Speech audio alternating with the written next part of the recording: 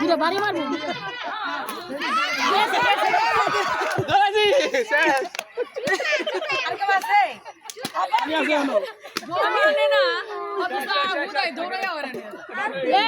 আগম ভাই মনে মনে বোতলে ধর দিয়েছেন কিন্তু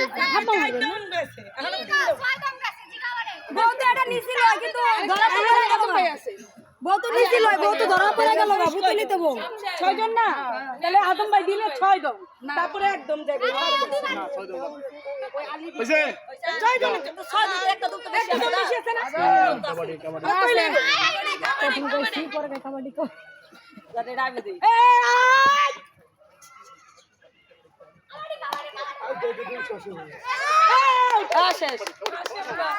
এমনি করতে